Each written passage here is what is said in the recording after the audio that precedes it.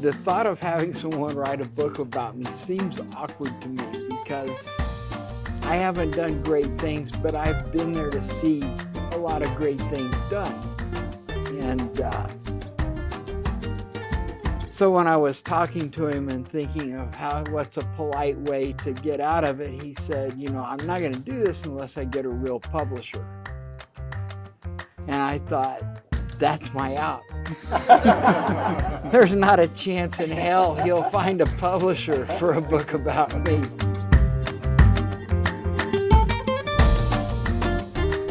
Maybe, Jared, could you give us like kind of a vivid 60-second or so, if that's possible, picture of like each race?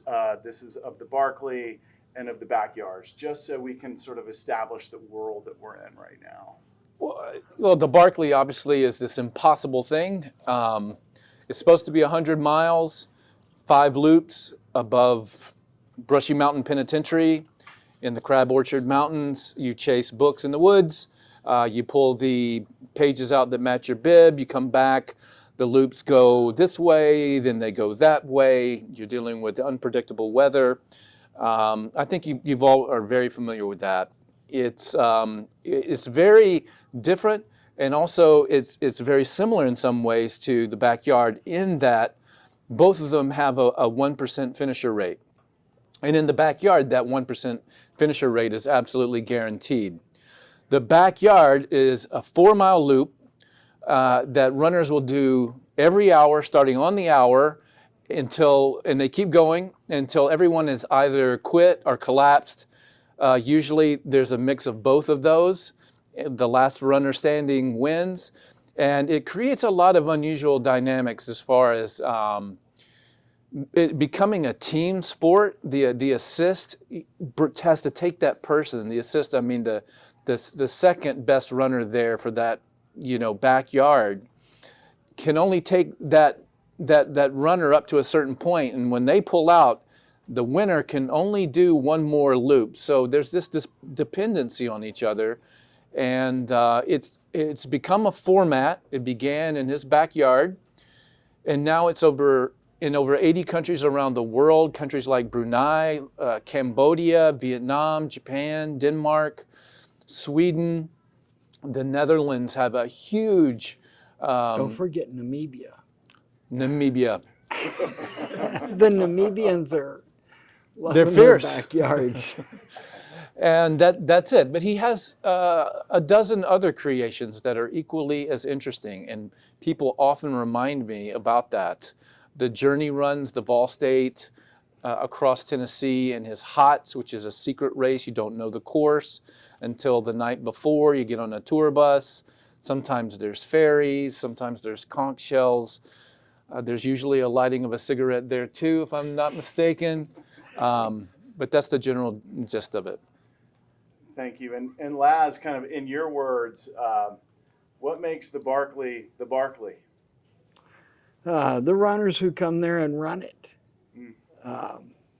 We tried it without them one year, and it was incredibly boring. You wait, and the days go by, and no one ever arrives, and you realize, without runners, the race is a lot easier, but not very exciting. Is that during COVID? Yeah. So your one-liner is the Barkley asks, can you do it? And the backyard asks, will you do it? Can you explain that to us? Yep, the Barkley is a race that requires a lot of skill sets, and you can fail there without giving up. The backyard, unless you're like me and Rob and have a little too much mileage on the odometer, it's not that hard to do 4 miles in an hour. And you can do it almost indefinitely. The hardest part of the course is between your chair and the starting corral, because you have to step up to the start every hour. And eventually it's all in what's in your head. How strong-willed are you? Or how pig-headed? Jared, getting into the book, what made you feel this story had to be a book, and why right now? I had written about him a couple of times, and I was disappointed every time that I did it because I felt there was so much still left on the field. And when I read other articles from other journalists, I could see them going after it, you know, trying to get at what was the gist of this race and all of that. And sometimes there was some really good journalism about the Barkley. I can think of Eli Saslow did a fantastic job for the Washington Post way back in 2007. And there were others. Sarah Estes out of Nashville did an article called Good Luck Morons for the Bitter Southerner. But they were mostly about the races. And I don't write about the nuts and bolts of running. Nobody wants to know about the nuts and bolts of running from me. I am a very average runner. I am just attracted to people that are on the fringes. And I had written a book about a runner previously that was really on the fringes, doing thousands of miles at a time. And he was running from Interpol and everything like that. So it seemed kind of inevitable that I was going to get attracted to writing about him, because it was something you couldn't look away from. How many here were first introduced to the Barkley from the documentary? That's most of you, right? Yeah, I was too. And I had run with a guy that was in that documentary, and he was my hero. I had run my first ultramarathon with him, and he won, and it was a horrible course by my standards. It had rained for days. It was supposed to be like a little simple loop. It had frozen over, though, the night before with all this rain, and it got chilly, and we were running on ice and then running through mud puddles. And this guy, the race was over, and he was running through these icy mud puddles, and he had nothing to keep pushing for. There was literally 5 minutes left in a 12-hour race. You get a time race, 12 hours, do as many miles as you can. I'm attracted to that kind of thing in a city park. And he was still going out there, and I asked the race director, I said, has he done a 5-minute mile? It was a 1-mile loop. He said, oh no, he's just being Dwayne. And Dwayne, I would find out, was Dwayne Satterfield. And when I watched that documentary, I'll never forget, it was night, the runners had gone out for loop 2, and there was a light coming back down Quitters Road, and Laz, I hear, Dwayne, you're not doing a reverse loop, are you? And my hero came in like a zombie. The zombie laid down on the side of the trail in the fetal position and was tapping onto the ground. They played taps over him, and a voice that I would later come to know was David Horton said, do you feel as good as you look? And I was captured in that moment, like a lot of you, by the dynamic of there's hard. A lot of us here probably are the envy of our neighbors. Like, as average of a runner as I am, my neighbors think I'm some kind of freak. He runs every day, you know? And then you run into someone like Dwayne, who is a phenomenal runner. But the Barkley is so specialized. It takes a lot of other skill sets. And he had only done one loop. And that led me to try to get a press pass for this. A long story short, I don't want to give away the book. It would take me 2 years. Math problems, cryptic emails. Come on down and run this, give this a shot. Oh, you are slow. Taunting, and that's how it came about for me.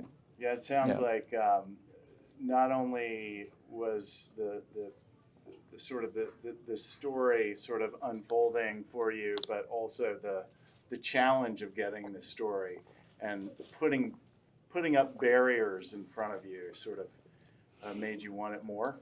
You know? Absolutely. Yeah. And in that respect, it began to mirror the Barkley, not only in the beginning, but in the writing of it. Everything was impossible. And there's a lot of talk about failure. I'm sure that we will talk about failure tonight. It'll come up. But there's something also about the impossible, I think, that relates to a lot of people who are not runners that become attracted to this. I remember when Jasmine Paris finished last year, it trended all over social media. On Twitter, the small European woman was trending. And I remember seeing people post, I don't know anything about running. I don't even know anything about Barkley, but I'm crying and I don't know why. There's something about it. And I think there's something connected to the impossible, because ordinary people, everyday people know the impossible, whether it's their finances, their health, their dreams, to find the impossible and to go up against the impossible. And it was impossible getting the book, doing the book and all that. And that challenge of trying to make it happen, I think I'm better off as a person for it. So you took on the challenge, Laz. Ultimately, you said yes. Why? Why'd you say yes?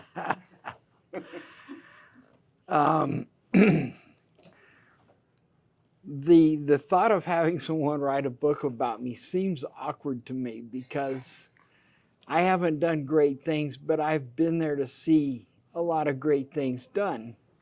And so when I was talking to him and thinking of what's a polite way to get out of it, he said, I'm not going to do this unless I get a real publisher. And I thought, that's my out. There's not a chance in hell he'll find a publisher for a book about me. So I said, sure, you find a publisher. And then, God, how much later? A year, 2 years later, he calls and says, Yeah, I've got a publisher. And I was stuck. Well, certainly you probably experienced some failure, Jared, early on in trying to get the press pass and trying to get this thing off the ground. And I think you've said failure reveals truth. When did you know that had to be kind of the book's through line? Well, when did it come to me that failure was going to be the book's through line? Definitely the idea of limits and going beyond your limits became pretty clear when I kept getting rejected by agents and publishers. I thought I had a slam dunk. I'd gotten a press pass to 2 of Laz's races in 1 year. A lot of journalists that I have come across never went back for a second helping, So I thought, if I go back and just stick this out, I've got this made. And I thought surely they would, somebody would want to pick it up, but they weren't picking it up. And I had to keep re-envisioning the proposal. You have to write these god-awful proposals before you've written the book to get a publisher to sign off on it. It's counterintuitive. But you're better off having written the book first to then write the proposal, because you want to tell them what it's about. And of course I hadn't done that. So that was impossible, and my limits kept getting pushed further away. Well, you need to do this with a book, and I would think about it. And a typical biography of, Laz was born here, and this year here, and then A, B, C through Z happened, morphed and changed. And I think for the better, because there's a lot written out there telling you what the Barkley is, but there's very little, and for good reason and for understandable reasons. There's not much out there that puts you in it, that really shows you what it's like. And so that became my goal. How do I do that? How do I place the reader inside the runner's experience and the various runners, what they're all going through, fragmented, all over the place in the Barkley, at the backyard where they're running 2 days, 3 days, 4 days, and now the world record at 119 hours. Just 14 years ago, the best that was done in the original was 18 hours. So it was pretty clear early on it was going to be a limit-pushing exercise. Yeah. Yeah. Why is writing painful for you? And what connection do you see between that pain and the world of suffering that Laz has created in his races? Oh, it's so painful, and I think that he can speak to this. When he started writing, he crumpled a lot of his writing up and threw it away, and I want to shake him because I'm sure it was very good. But you doubt yourself so much, and that happens in the Barkley. It happens in Bigs and all these races. It is hard, right? Yeah, but it's not painful. I was always compelled to write things down, but I would write on scratch paper and then throw it in a box. And when the box filled up, I dumped it at the dump. Oh, man. Because I was pretty sure no one would want to read it but me. You just write because things are in your head and you need to get them out. And most of the things that are in my head either need to be left there or put somewhere where no one can get hurt.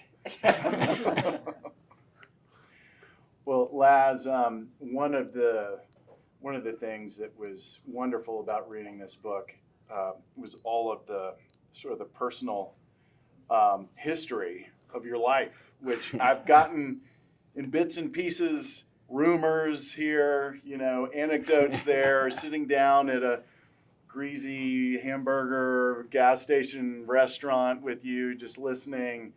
But there's some just remarkable moments in your life, and I'd love to hear you talk a little bit more about them. There's the hospital years, which I didn't know. So, before the races, you worked as an orderly in a hospital, wheeling bodies to the morgue. You earned the nickname King of Catheters. Talk a little bit about that, and what did that episode of your life teach you about pain, endurance, overcoming? As you just go along, you learn a patchwork of things that gradually fill out a tapestry. And I enjoyed the hospital work. Worked most of the time in an orthopedics ward. Worked in coronary care for a while, and that's where the most of the bodies went to the morgue from. You learn in orthopedics to sometimes think about what the potential outcome is before you do things, because people leave home. You have a lot of patients there that did not expect when they left home that morning they wouldn't be coming back that afternoon. That it would be weeks, months, years. You seeing people that were old. I always kind of like the old people. So because you see people, they get abandoned and they're just left there. So someone to talk to is something that costs you nothing and has value to them. There are a lot of times in your life that you can exert very little effort but do something that's meaningful for someone else. And I learned how to put in a catheter seamlessly and painlessly because that seemed like the way it should be. You would tell them you were preparing and be talking to them and then say, "I'm done." And they say, "What?" Yeah, if you're not focused on it, it's not painful. But I learned that from the other hospital years of being on the other side of stuff. When they're going to do something to you in the hospital, don't fight. It may not make it good, but it's not going to be as bad as it'll be if you try to fight until you're an adult, and then you can just say, "Nope, I'm leaving." Whereas my wife, they say, "You still have to pay." I don't care. I'm gone. Well, you touched on this being on the other side of it. There's a kind of a big moment in your early youth when you were 12. You endured multiple surgeries after being diagnosed with a facial tumor.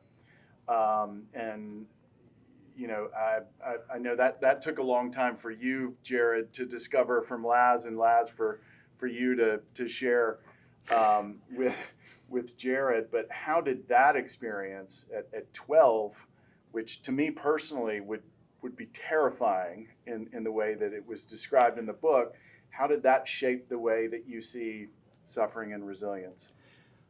When you're that young, you don't really recognize the magnitude of things. You know it on a conscious level, but it was, I'm sure, a lot worse time for my parents than it was for me. But the whole thing went from when I was 12 to when I was 18, and there was a lot of unpleasant things that they did. Don't fight, no matter how bad it is.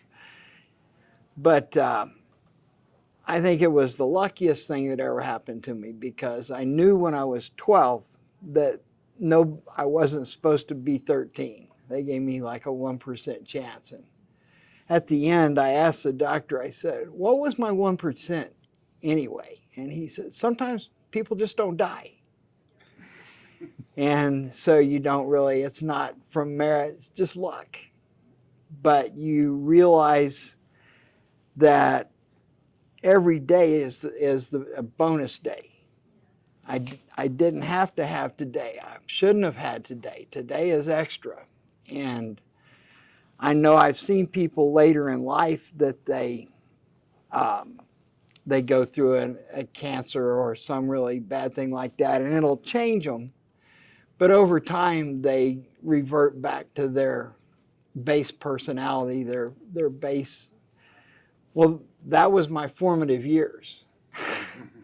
So I have no base to revert back to. I know every day it's a bonus day. Every morning this is going to be the best day of my life, because yesterday's over, tomorrow is not promised.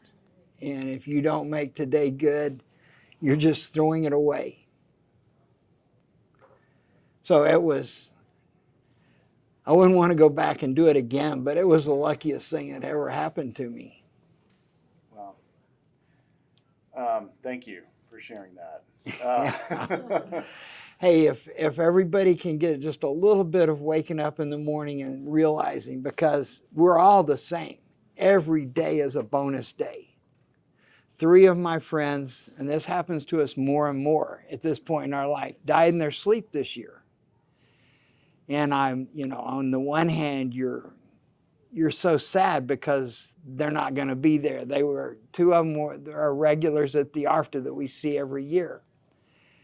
And on the other hand, you think, when I make a list of the ways I want to go, dying in my sleep is way up at the top. So in a way, they're fortunate, but we all are not guaranteed tomorrow. It can be any of us, like the people that leave every day that leave home, and I find them in orthopedics, and they're there for the next 6 months. What wisdom from watching people, overcome their fears can you share with this? Or not. Or not. Surely in your job, you're familiar with the month of fear. The Vol State, the Heart of the South, the Barkley Fall Classic. You're seeing 3 or 4 or 5 people come off the list every day. They're really hard events, and when you get to that last month, the number of people that drop out, and you do get, I have a detached retina, and they had to sew it back on. Yeah, don't come. That's smart. But my secretary's daughter's best friend's boyfriend is ex-boyfriend is going to have lunch with her, and I need to go and counsel them. Yeah, go to the race. People, and it's kind of like approaching a surgery, except for some of them you can walk out, some of them you can't. The life-saving stuff. The elective and surgery don't go together. But all of these people, they're worse off because they let the fear stop them from doing it. It's just discomfort. It's just one day or maybe 10 days if you're in the Vol state, but it's not as bad in reality as it is in your mind before it happens. Well, I don't know if it's okay for me to say this, but I'm going to say this, Jared. We were having a conversation earlier. Here we go. Oh, no. And you shared with me that you've never flown in a plane before. You drove down here. That I'm guessing that might be a fear of yours. Is there anything that you've learned from Laz that could get you on a plane at some point? I've learned nothing from Laz that would get me on an airplane. Well, quick personal bridge, I guess. I was thinking about this group of people up here, and you would be the exception, Rob. But Okay. I used to be a pretty good athlete in college. Played soccer, broke my leg twice. I didn't start running until late. I've never been a good runner, great runner. By your admission, you've never been a great runner. You've said that. Jared, you've called yourself like a fair weather runner. You like to run when it's comfortable out. So we've got 3 people up here who are admittedly mediocre runners who are like obsessed every day, like running is all around us. We've put ourselves in the middle of running. Why do we do that? Well, because I was too small to be a linebacker. When I was little, we lived on the University of Oklahoma campus in married students housing. My dad was a full-time student and a full-time work person. And football players lived all around us, and they'd take me with them with their family when they did stuff. And one of the big football player classes then was entomology, where they had to make insect collections. I helped a lot of football players get credits they needed during the season so they could be eligible to play. And so I always dreamed of being a football player, and specifically a linebacker, because why would anyone be a running back where people hit you? But in my sophomore year in high school, I was 70 pounds and 5 feet tall, and even wrestling was off the table because giving up 20 pounds in the lightest weight division is a little untenable. So track and cross country was all there was. I was not fast. I wasn't one of those little quick kids that's really tough. I was a little kid who was really slow and unathletic. So you run the longest distances you can run, because maybe you if you work hard at it, running is a sport where you can at least attain mediocrity.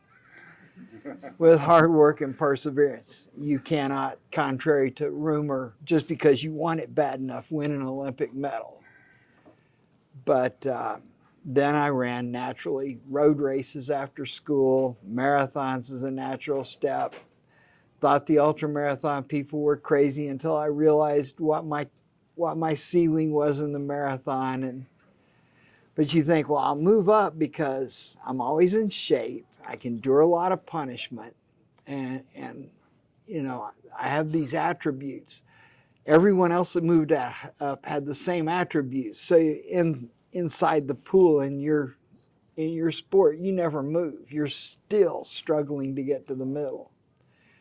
And then there were no ultras near where I lived, so I put on the strolling gym and figured out fairly soon that I'm a lot better at organizing events than I am in performing in them. So, and again, what you think is bad luck is good luck, because if I'd been the best linebacker that ever played, my career would have been over for about 45, 50 years.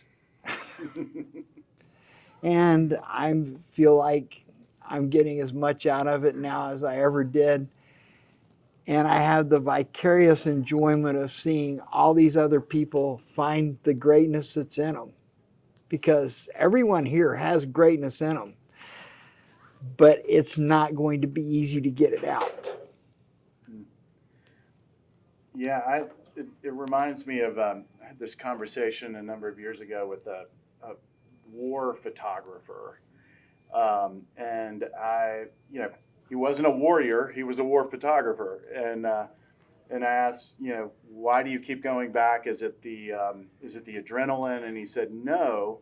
He says, because in those moments,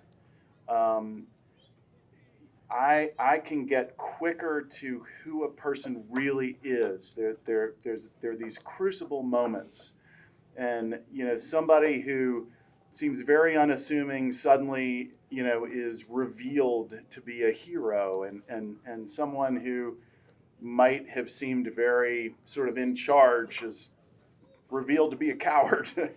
And that it was just a way to get to the heart of the matter. And I wonder if there's anything like that. There's something specifically more revealing of human character, which is kind of fascinating in some of the events that you've created or in running in general. I think when you're pushing for the limits and out there on the edge, that it's revealing. But I think really every person has that in them. But you have to go through some real unpleasantness to get it out. And the Vol State is just, it would be no different looking group of people than what's right here. They're just average people that sign up and run the Vol State. And when you see them, they spend most of 10 days with two thoughts. One, I can't do it, I'll never make it. And the second one is, I want nothing more in life than for this to be over. But they persevere. They think, well, I'm in Martin. I'll just get to Dresden. And then they're in Dresden. They'll just try to make it to Mackenzie, and they don't quit. And you hear the same person will say, for 10 days, I wanted this to be over more than anything in the world. And when I got to the cornfield, I was so sad that it was over. Because life was simple for 10 days. It's, what will I eat? What will I drink? Where will I sleep? Where will I pee? And the realization of what they did, more than they ever dreamed they could do. It's like it's just a feast of seeing the emotions that people have. Now you have to deal also with the ones who drop. And if you're driving the meat wagon and you pick up the ones that have quit and they drive through the field, that's a grim ride. You can ask Carl or Jan that have also driven it. Sandra's driven it. It's a quiet time because they're looking out the window and they see these people struggling down the road, and they're toasted and limping and parched and dying in the heat and the sun. And they think, the only difference between them and me is that I'm on the bus. And a lot of those people come back, and the second time they find out what's really inside themselves. You just don't know until you call on it. And in real life, in war, people find that because they have no choice. But people who decide to put themselves in that situation where I'm going to have to find something more, then I don't think it's there. And that's why you have the month of fear. It gets close enough. In their Excel spreadsheet, it all was so smooth and clean. and they're afraid it's not there. And so they never give themselves a chance to find out what they're really capable of doing. So, Jared, question for you: what was the most surprising thing to you in writing this book? Whether it had to do with just any story in the book or with Laz himself, just what surprised you when you started digging in? The orderly stuff that we talked about earlier was a big surprise to me. That came later on, after a while. But winding up in a motel room in West Virginia, just he and I, with two beds, yay far apart, on his walk across America, I never would have thought in the beginning, when I couldn't even get him to return my email, that I would be out there responsible for him, and very much responsible for him. He doesn't have anybody else. There was a point or two where it was just me. Sometimes we had another person helping, and that was a huge relief. I learned so much about his column, which, if you don't know, I assume that most of you do know that Laz is an incredible writer. One of the first questions I got when I started this book tour was, were you intimidated because he is such a good writer to write this book? And I said, yes, I was. And I decided to incorporate his writing into the book. Why wouldn't you do that? Why would you hide or try to run away from that, especially when it deals with his dog, Big, which was a big part of his life. So we were going across America. This was his third time, and this happened last year. So he had gone across at 64, 65, somewhere around there, across America, east to west. And then he had gone from north to south, and now he was about to turn 70, and he's going to do it again. Now, he had a list of ailments, of blocked femoral artery in his left leg. He has Graves' disease, which he had his thyroid radiated years ago. He's got fused vertebrae in his neck. He's got a really nasty pinky toe that he had cut a hole out of his Brooks, brand new Brooks. Sorry, Brooks. And his pinky toe was sticking out. And he had just had a stent put in his carotid artery. And I said, Laz, that's pretty serious, He said, yeah.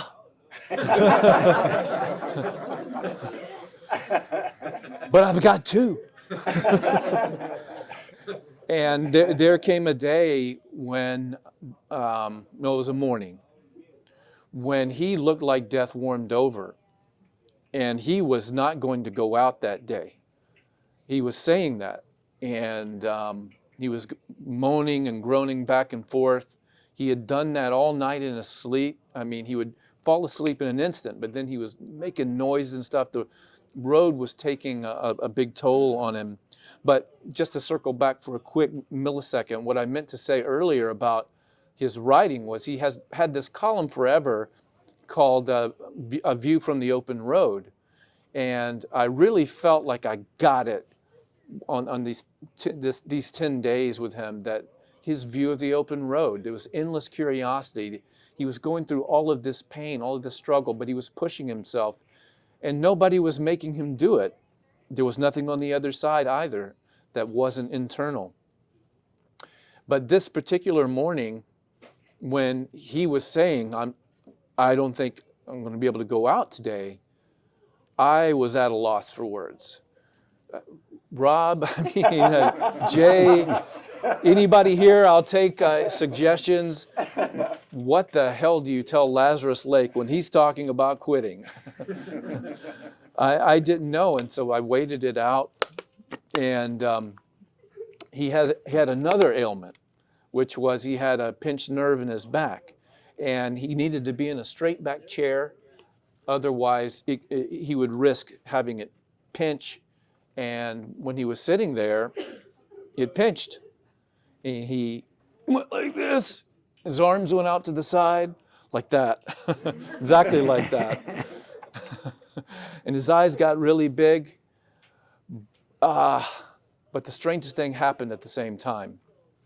His skin filled with color, his eyes brightened up, and that was some kind of trigger that he needed. 30 minutes and a Dr. Pepper later, we were on the road and heading towards West Virginia.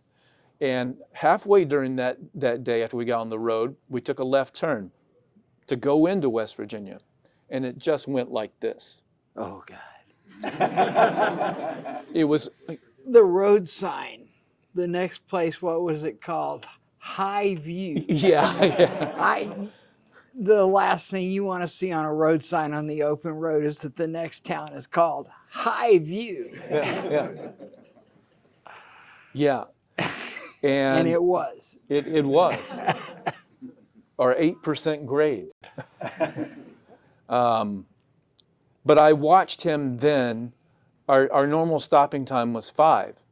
And he wasn't going to stop until it was 5 o'clock. And he kept going and kept going, bending over a couple of times an hour. He said he only smokes on the downhills, but it's not exactly true. I saw him break a couple of rules that day, but he kept going, and there was something to that. And that was a real surprise to me. I guess not in the sense that he was walking the walk, where he had talked the talk, but that he walked it to that extent, that he was putting himself and challenging himself in his own ways. Maybe he can't finish 5 loops at the Barkley or win Big's Backyard Ultra or something like that, but his mind is constantly setting a new goal, having a new adventure, challenging himself. This is something he said just the other day. I'm still surprised by things that he said. He says, you know, I want to do something that I don't know if I can do. I think that that's a big draw in what we see in ultra running today, where the marathon statistics have plateaued, the participants that are participating, because there are so many people that finish marathons now. I mean, if you have a friend that's going to run a marathon, it's their first time, but they've done some running, you'll probably tell them, hey man, if you have to, just walk it in. And you can. 10Ks and 5Ks have been going down. In the last 20 years, ultra running is up 1,600%. If you were to look at a map 20 years ago at the ultra marathons in the United States, it would look like a minor case of pimples of a teenager. Now it would look like a pretty severe case of chicken pox. I asked Steve Durbin recently, a race creator and director, does Tunnel Hill. I said, what's the hardest part about putting on an ultra? He said, finding a weekend when there's not another ultra going on. So, yeah, he surprised me in many ways. It's very difficult to say one thing, but if I had to pull one page out of the book and say, okay, all right, the rest of it we got to throw in the trash, this is what it's all about, I think it's him not thinking he could get out that day. He's the race creator. He's done all this, put all these people through all this stuff, but he's got his own Barkley going on here, day after day after day.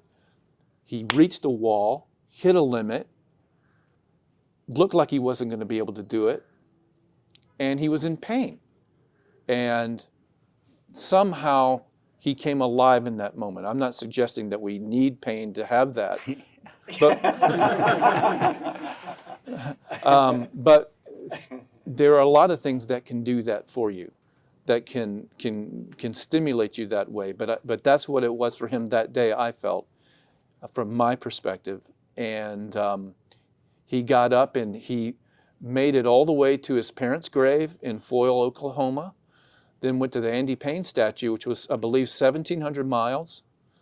And that was his limit at that time. And that was not just his limit, but logistically getting help, getting people there. And now he's broken the second half of the walk into parts. And he just came back from Colorado, crossing it, got a few steps into Utah. And next spring, he'll go back and finish the remaining 1,000 miles. Laz, this is a question I promised I would surface from some Boy Scouts. So I'm a scoutmaster of a troop, and we just got finished doing this 82-mile trek in New Mexico and Philmont. Philmont. So lugging around 50-pound packs and going 10 miles a day, and most of the altitude is 10,000 feet. A lot of climbing and dipping. One of the youngest ones wound up, kind of waking up on morning 3 and said, "My legs won't move."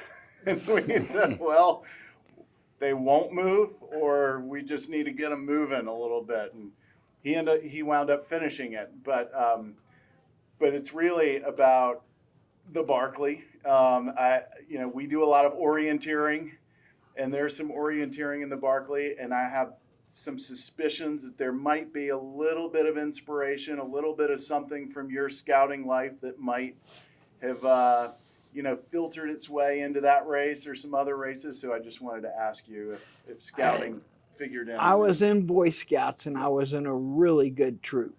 And guys like, I don't know where they are now. I still remember John Parrish, Bill Keene, Jess Heald, that were all friends that worked together at Lanham Manufacturing in Tullahoma. And I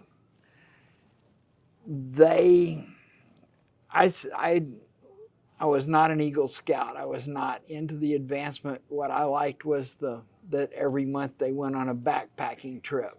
And they taught you how to plan. They taught you how to take care of yourself. And when the first time out, you had no experience and no knowledge, and you didn't do a very good job, they allowed you to suffer for your mistakes. Because that way you learn. Someone bails you out, you never learn anything. And but the methods they taught you for how to plan things, I still revert to what I learned in Boy Scouts, planning out how to put on every race. It's a growth in the knowledge base you're working on. The same thing, planning out the loops at Frozen Head for the Barkley, and working on the HOTS race, which we've just been working on, and we have so many adventures for this year's HOTS runners. They're gonna have so much fun. There's challenges out there that they never dreamed of. They're not gonna just say, "I never did that before in a race." They're gonna say, "I never did that before in my life." So yeah, Boy Scouts. I'm a big proponent of good Boy Scout troops. Let your guys, if they screw up, let them suffer. They have. We talk about getting comfortable with discomfort a lot. So I gotta tell you, Yeah. because I love this story. After the first backpacking trip was an easy one, 5 miles in, 5 miles out. I had shit for equipment, and back in the 60s it was shit for equipment if you got the best stuff. I didn't have the best stuff, but when I got a real pack and real stuff, and I pack it for this trip, and I know it's going to be a long one, and I look at it and I've packed everything I really need, and it's kind of saggy looking, and in my mind there's this beautiful, smooth backpack with the sleeping bag wrapped around it and all the plastic on it and stuff. So I stuffed in a bunch of shit I didn't need to make the backpack look good. And as it turned out, it was a 22-mile hike that day. And I made up a song I sung in my head over and over again. My back is breaking and my legs are aching, and I can't walk them any more miles. And man, now a flaccid backpack looks really damn good to me, because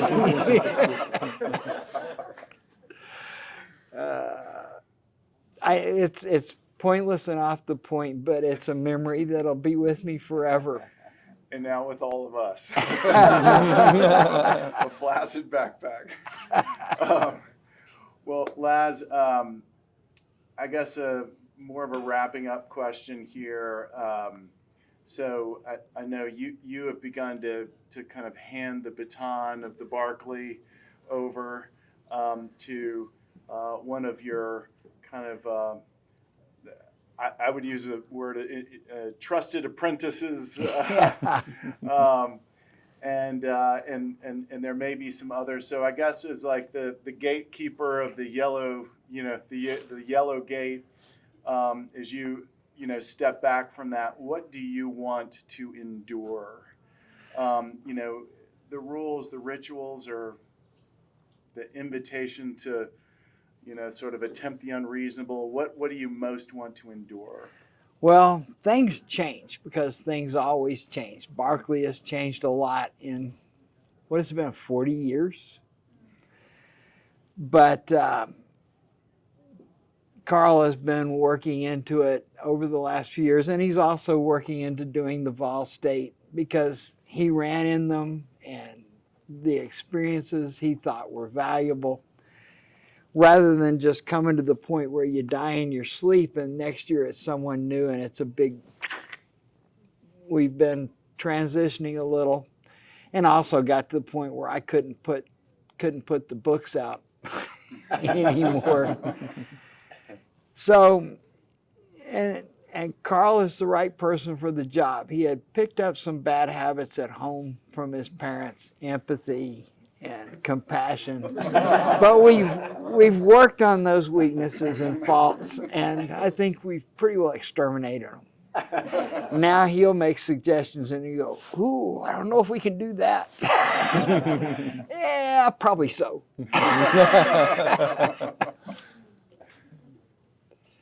So it's, but the basic premise of being, especially at the Barkley, you're thrown out there on your own. You've got no one to rely on but yourself. Your electronics are gone. You are not close to anything. You've got a map and your skill to get you out of there alive. And that is such a freedom that people are losing more and more because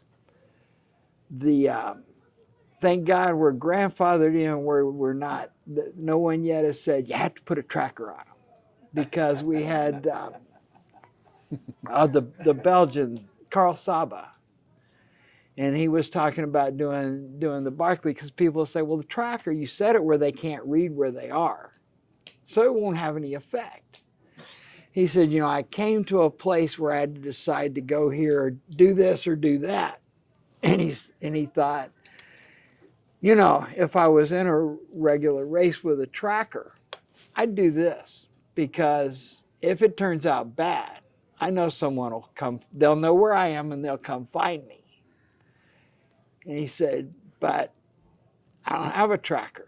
If I do this and it turns out bad, they might not find me for a week or two. They might not find me till I smell. And he changed the course of what he did.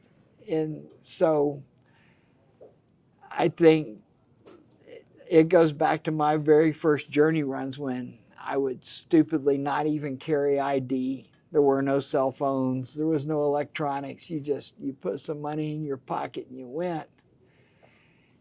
But it's so free to totally rely on yourself.